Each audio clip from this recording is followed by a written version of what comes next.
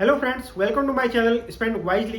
दोस्तों, आज मैं आपको बताने जा रहा हूँ बजाज फिनसर्व के इंस्टा ईएमआई कार्ड के बारे में। तो दोस्तों, ये कार्ड आजकल काफ़ी ज़्यादा पॉपुलर हो रहा है। काफ़ी एडवर्टाइजमेंट्स भी इस कार्ड के देखने को मिलते हैं। बहुत सारे लोग इस कार्ड के बारे में मुझसे भी पूछते हैं कमेंट्स में। इस वीडियो में मैं आपको बताऊंगा कि ये आखिर है क्या, इसके क्या बेनिफिट्स है, क्या इसके ड्रॉबैक्स है या क्या रिस्क इस कार्ड को लेने के और यूज़ करने के हो सकते हैं। फाइनली मैं अपना पर्सनल ओपिनियन भी इस कार्ड के बारे में दूंगा। क्या ये कार्ड आपको लेना चाहिए या नहीं लेना चाहिए, और अगर लेना चाहिए तो किन लोगों को ये कार्ड लेना चाहिए। बट वीडियो में आगे बढ़ने से पहले अगर अभी तक आपने मेरे चैनल को सब्सक्राइब नहीं किया तो चैनल को सब्सक्राइब कर लीजिए। बेल आइकन नहीं दबाया तो बेल आइकन दबाइए। चलिए दोस्तों, वीडियो में आगे बढ़ते हैं। सबसे पहले मैं आपको बताता हूँ कि ये कार्ड है क्या। दोस्तों, ये जो कार्ड है ये एक पर्सनल लोन है। मतलब आप जब भी इस कार्ड को अप्लाई करते हैं तो आपको एक प्री अप्रूव्ड पर्सनल लोन का लिमिट जो है वो सैंक्शन होता है बजाज फिनसर्व की तरफ से। अब इस कार्ड को जब भी आप यूज करते हैं तो उसी लिमिट में से जो है आपको एक लोन मिलता है, जिसके थ्रू आप जो भी परचेज करते हैं, जो भी शॉपिंग करते हैं, उसका पेमेंट जो है वो आप ईएमआई में कर सकते हैं।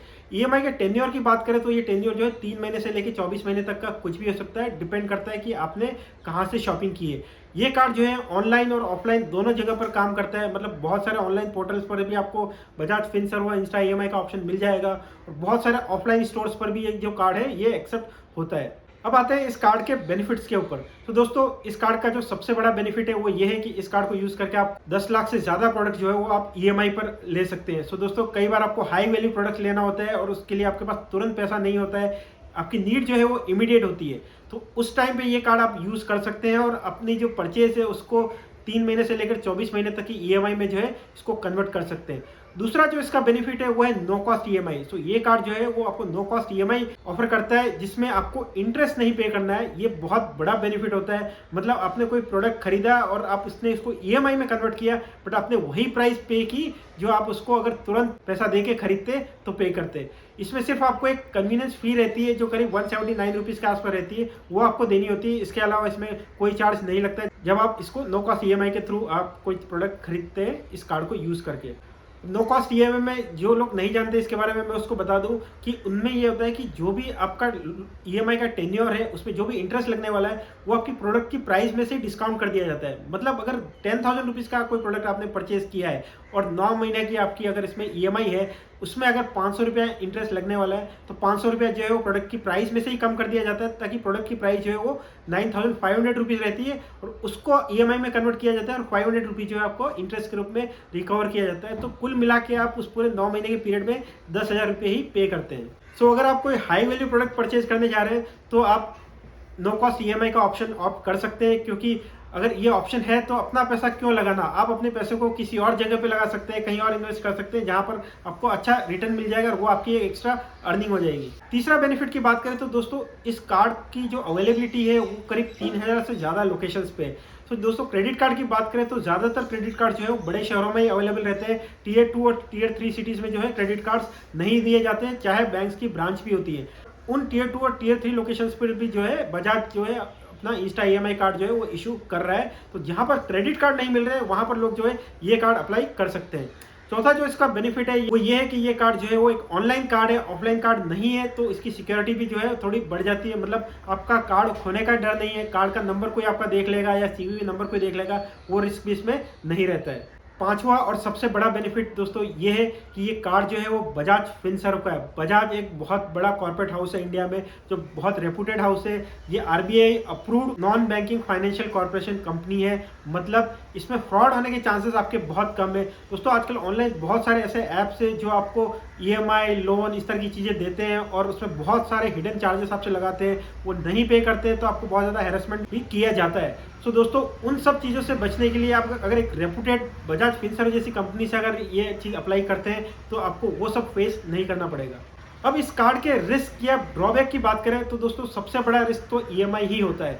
मेरे पर्सनल ओपिनियन में मैं कोई प्रोडक्ट ईएमआई पे नहीं खरीदूंगा अगर मेरे लिए वो बहुत ज़्यादा ज़रूरी नहीं है। अगर आप फाइनेंशियली डिसिप्लिन नहीं है, मतलब आपको अपने खर्चों पे कंट्रोल नहीं है, तो शायद ये कार्ड आपको नहीं लेना चाहिए, क्योंकि आप ईएमआई के ट्रैप में फंस सकते हैं। अब दूसरे ड्रॉबैक्स जो बहुत सारे लोग बताते हैं कि इससे आपका सिविल स्कोर कम होता है, तो दोस्तों वो मैं इसका ड्रॉबैक नहीं मानूंगा, क्योंकि जब भी आप एक कोई पर्सनल लोन अप्लाई करते हैं तो शुरू में आपका सिविल स्कोर जरूर ड्रॉप होता है।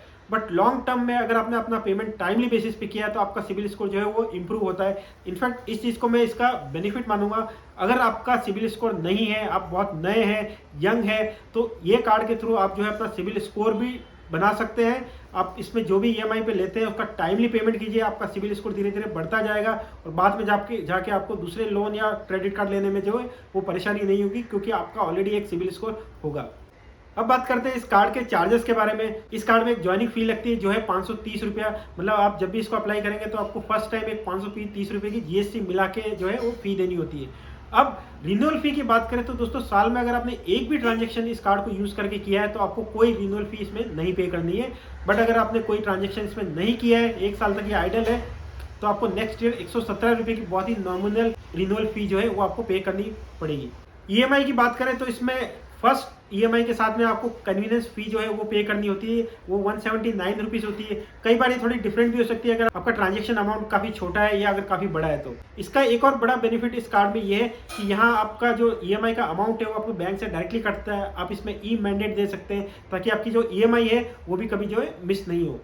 अब दूसरे चार्जेस की दोस्तों बात करें तो अगर आपका कभी ई मैंडेट फेल हो गया, मतलब आपके बैंक अकाउंट में कोई ईएमआई जितना भी पैसा नहीं है, तो आपको 450 रुपये का इसमें पेनल्टी लगता है। अगर आपकी ईएमआई पेमेंट डिले होती है तब भी आपको 450 रुपये का पेनल्टी आपको देना होता है। और अगर आपका ईएमआई अमाउंट डिले होता है तो जो डिले अमाउंट है उस पर 4% पर मंथ की दर से जो है आपका इंटरेस्ट लगता है। तो दोस्तों ये सारे चार्जेस अगर मैं क्रेडिट कार्ड से कंपेयर करूँ तो वहाँ भी उतने ही रहते हैं। अगर आपने ईएमआई पे कोई चीज़ ली है क्रेडिट कार्ड के थ्रू, आपकी ईएमआई जो है वो आपकी स्टेटमेंट से कटती है और स्टेटमेंट का पेमेंट अगर आपने टाइमली नहीं किया तो क्रेडिट कार्ड में भी आपको 3 से 4% तक का जो है पर मंथ इंटरेस्ट देना होता है। सो ये सारे चार्जेस जो है क्रेडिट कार्ड से कंपेरेबल है, इनको मैं क्रेडिट कार्ड के कंपेरिजन में कोई ड्रॉबैक नहीं मानूंगा।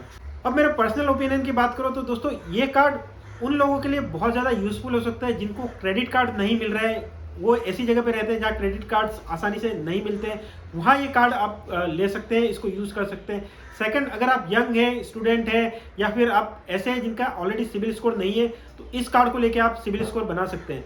और अगर आप कोई हाई वैल्यू प्रोडक्ट परचेज कर रहे हैं, आपके पास क्रेडिट कार्ड नहीं है, तो नो कॉस्ट ईएमआई को यूज़ करके आप उस पैसे को बेटर यूज़ कर सकते हैं, बेटर इन्वेस्टमेंट्स के लिए। सो वहाँ से इनफैक्ट आप थोड़ा अर्न भी कर सकते हैं।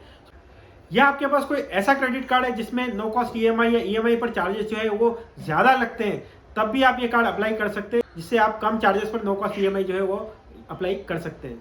तो दोस्तों ये था बजाज फिनसर्व के इंस्टा ईएमआई कार्ड के बारे में।